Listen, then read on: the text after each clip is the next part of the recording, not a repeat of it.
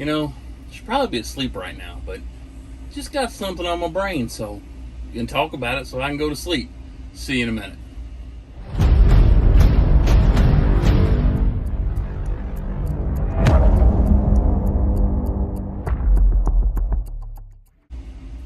What's going on, guys? Welcome to a Friday evening in the truck. I was going to go live, but it's too late and I got stuff to do, and it's been a very, very long day. This reefer life is it's a whole new animal. I'm enjoying it. The things that I was nervous about definitely came to fruition today. I dropped a load and picked a load. One was a drop-and hook, and I will get detention on both loads. I basically worked a full day and drove less than 200 miles, man. It was been interesting. I don't remember the video last one I made where exactly it was. I think I was on my way to Atlanta, or I picked up and I went down to Atlanta and I dropped off there. No, I missed the $7 load. So I dropped off in Atlanta. I ended up getting a load going down to Florida. Everyone says we care about Florida. Bounced up to South Carolina, picked up a load and took it down to Florida. I feel like I've done something else since then, but it doesn't matter. Like I said, with this reefer, they all just kind of run together because your clock, man. I had the load that went down to Florida. I mean, I got it the night before. I had to be there at noon, and I had to go 400 something miles to get down to Florida to deliver the next day. And that took all day because my drop-in hook was a live load. Yeah, that's about happened to me twice. But anyway, I got down to Florida. I got in last night. I got in late. I had to do a split, and I ended up doing it. Just happened to do the split berth because I was going to be a while on that live load, so I figured I'd save some clock, and I actually ended up needing every minute of that. I parked with 10 minutes of drive time and about 20 minutes of my 14 left when I parked last night, and I only had 8 hours till my appointment, so I had to split that. But I got in the door, and my 2-hour offload took 5 hours. So, detention, because everything was signed. And so, that one, we'll get it when we get it. So, I bounced over to the rest area, right over there outside the place, and talked to the fleet manager. And he had one load that he wanted me to do. And I said, hey, just asking. It's the weekend. I got the hours. Need to make some money. We got something a little bit longer. And he said, let me see what I can find out. And he got with me again. I had plenty of time. About an hour later, and said, hey, I got a load. Got to bounce up into Georgia. It was like a 100-mile bounce, which really wasn't that bad. Going all the way up to New York. Not New York City, but the state of New York. And so I went to go pick up that, drop and hook, which I got there at 3:30 for a 5 o'clock appointment. They started loading the trailer at 7:30, and I left there at 9 o'clock. So, hey, detention on that load. I got the sheets, I got the forms, so I got nowhere to be. I got nothing but time, so hey, a little extra money to sit around and sit in the sleeper berth and watch YouTube videos. So I'm trying to get caught up. I'm so far behind on all that stuff. But we did it, and so we are loaded. We are on our way to New York. It is Friday night. I got to be there Sunday night, so I'm going to drive my clock out tomorrow, sleep in on Sunday, and then cruise up because they unload at like 5 o'clock on Sunday, and then I'll PC to a little rest area and get something on Monday. But we started this week on Wednesday. When we drop off on Sunday, we'll have over $4,000 in revenue in about 5 days, and still have 2 more days to get it even higher. And technically, I'm still on my first full week.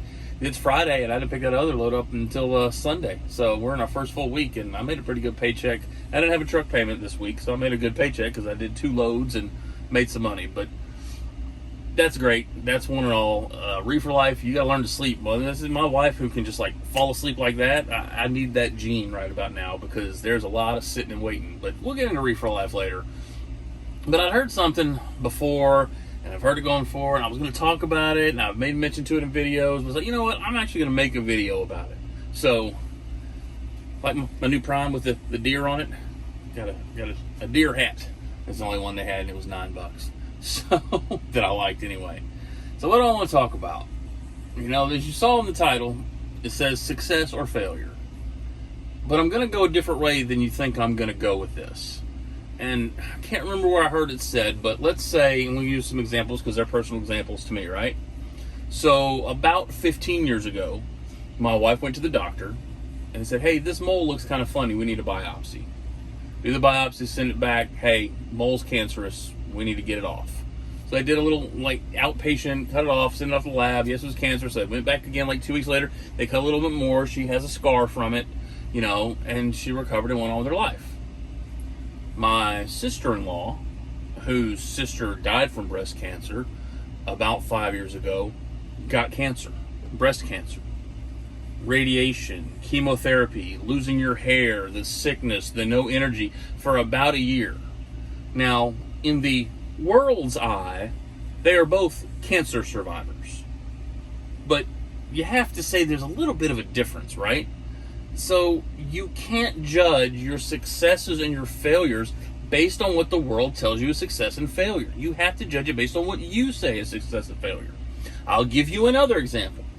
When I got out of the Marine Corps, I had no idea what I was going to do. It was not a planned exodus. But my grandfather was in sales. My father was in sales.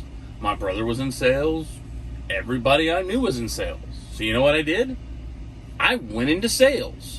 And I put on the monkey suit every day. And you know what I did? I worked my way up. I went as a trainee. I was an account manager. I was making six figures. I had a nice house. I had a nice car. My kids were dressed nice. They didn't want for anything. My wife drove a nice car. Everything was wonderful. Everything was great. In the world's eye, I was a success. I had succeeded because I succeeded in the eyes of what the world says I needed. I was an utter failure in sales because I had no plan. I had no direction. I was just working for the next sale. I wasn't happy. I wasn't fulfilled. I was just doing what I thought you were supposed to do. I was just trying to provide for my family and be a man, and I was miserable. So by the world's definition, success. By my definition, failure.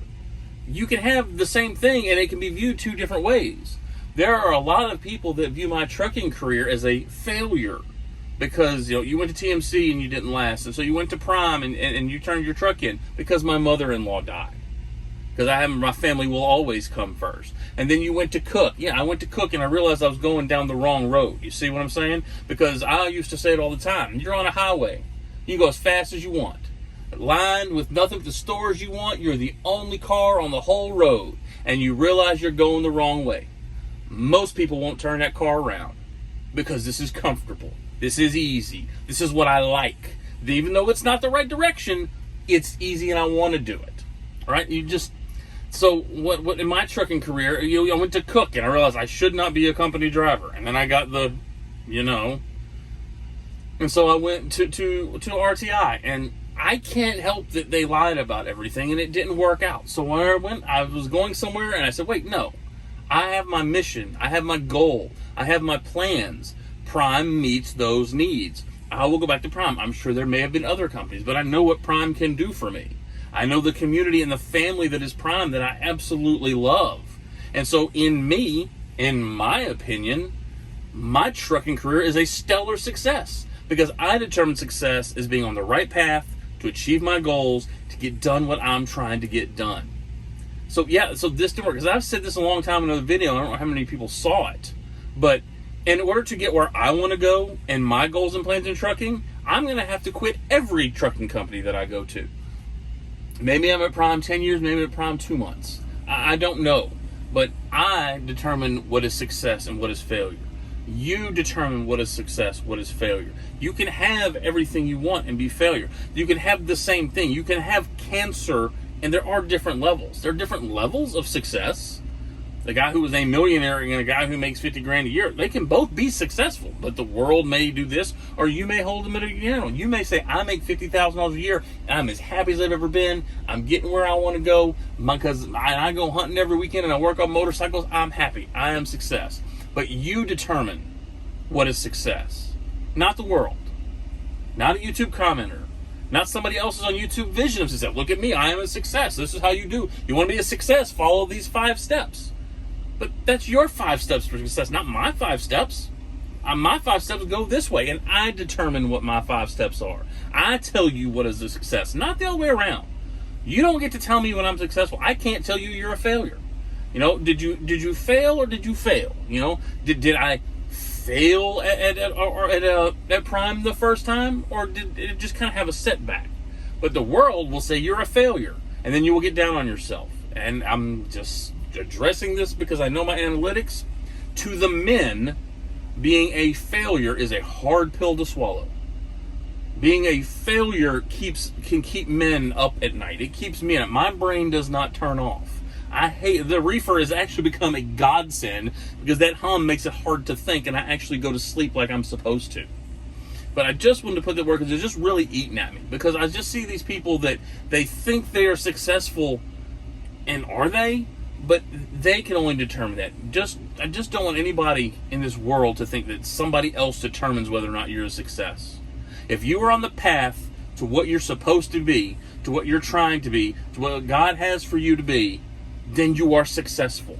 Successful is not the end. Successful is the journey, to me, my opinion, just giving you some thoughts. But you need to be able to figure that out. You need to know what success looks like for you, so that way this daggum world and these I see the name one person who's ever a success because they read a Facebook comment or a YouTube comment. I try and respond to every comment because you took the time to post it on my channel. I'm fine with that. I'll do that, but I don't take your comments if you tell me that I'm an idiot. I don't care. That's not what I determine success by. I don't determine success by what Prime puts in my bank account on Friday. You know, you can have a crappy week and still be a successful week because you accomplished this goal. Maybe you went and did a trainer. Maybe you went and did ACE 2, so you're going to get better. There are different steps that you can take in order to be successful. And the world might say you're a failure. Oh, you failed. No. I tell me when I'm a failure.